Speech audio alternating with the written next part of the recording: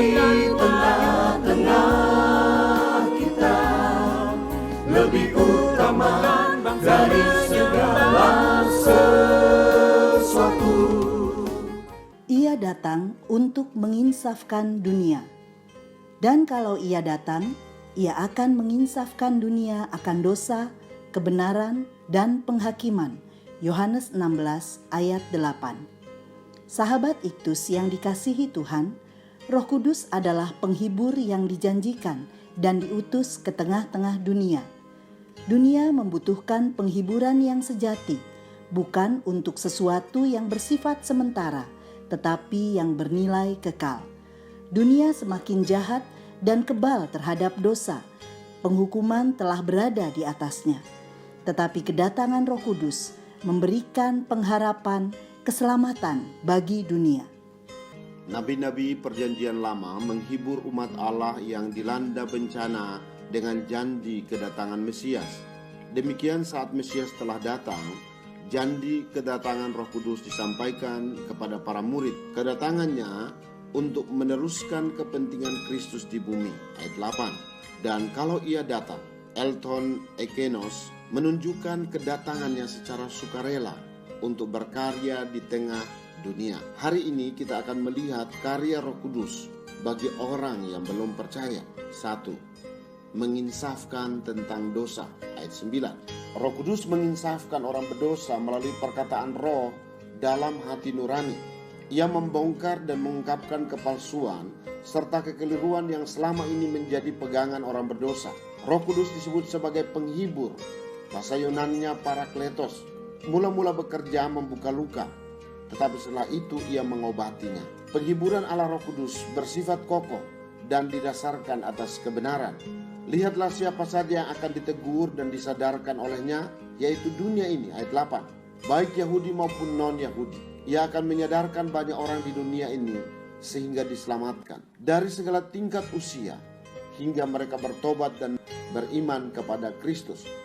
Roh terutama menekankan dosa ketidakpercayaan terhadap Kristus, menunjukkan kebejatan seluruh dunia dan kesadaran akan buah dosa, yaitu maut. 2. Menginsafkan tentang kebenaran. Ayat 10. Roh Kudus akan menginsafkan dunia akan kebenaran di dalam pribadi Kristus, bahwa Yesus yang dari Nazaret adalah Kristus, orang benar. Lukas 23 ayat 47. Bahwa Yesus adalah Tuhan. Hanya ada dua kemungkinan. Dia seorang penebus yang agung atau seorang penipu yang ulung. Dan sekarang kita meyakini bahwa dia bukanlah penipu yang ulung, karena Roh Kudus yang telah bekerja di dalam hati kita. Setelah menyadarkan dunia akan dosa dan menunjukkan kebutuhan mereka akan kebenaran, ia juga akan menunjukkan bahwa melalui percaya mereka akan dibebaskan dari rasa bersalah dan dibenarkan dalam pandangan Allah. Roh Kudus juga menyatakan kebenaran bahwa aku akan pergi kepada Bapa dan kamu tidak melihat aku lagi. Ayat 10. Ini adalah kebenaran bahwa Yesus telah menuntaskan pekerjaannya melalui kematian di kayu salib dan kebangkitannya. 3. Menginsafkan tentang penghakiman. Dosa karena tidak percaya kepada Yesus akan membawa seorang kepada penghukuman dari Allah. Sebagaimana dikatakan oleh Tuhan Yesus dalam Yohanes 3 ayat 18. Orang yang percaya kepadanya tidak dihukum, tetapi orang yang tidak percaya sudah dihukum oleh Allah, karena ia tidak percaya kepada anak Allah yang tunggal. Penghakiman yang dimaksudkan di sini tidak hanya berbicara tentang kehidupan seorang tanpa Yesus yang berujung kematian kekal, tetapi juga hidup kekal yang diberikan kepada setiap orang yang percaya. Mengapa demikian? Yesus akan datang kembali sebagai hakim yang agung, sebab dialah yang ditentukan Allah menjadi hakim atas orang-orang hidup dan orang-orang mati. Kisah Rasul 10 ayat 42. Hanya Roh Kudus yang dapat menyadarkan seorang untuk mengerti tentang penghakiman dan membuat orang tersebut sadar akan dosanya agar tidak dihukum oleh Allah, sehingga dapat mengambil keputusan untuk percaya dan menerima Tuhan Yesus sebagai Tuhan dan Juru Selamat pribadinya.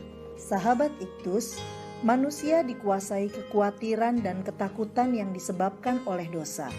Selagi masalah terbesar itu, yaitu dosa, belum terselesaikan, maka ia tidak akan pernah bisa mengalami ketenangan batin atau damai sejahtera. Karya Roh Kudus bagi orang yang belum percaya adalah menginsafkan akan dosa. Kesadaran akan dosa ini mendorong mereka untuk mencari kebenaran dan menemukannya di dalam Yesus Kristus.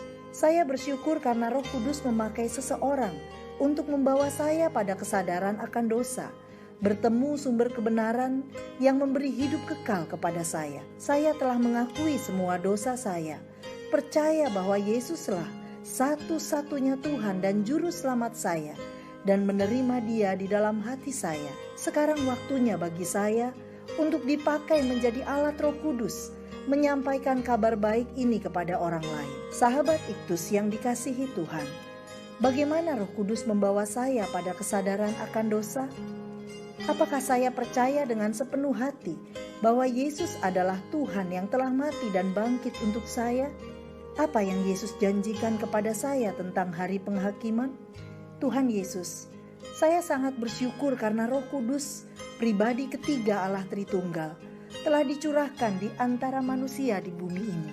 Roh Kudus telah menyadarkan saya akan dosa, kebenaran, dan hari penghakiman. Saya telah diselamatkan dan masuk ke dalam surga kekal bersama-sama dengannya. Saat ini saya berdoa untuk begitu banyaknya orang yang menjerit mencari penyelesaian dosa, mengejar kebenaran, dan tidak menyadari adanya hari penghakiman.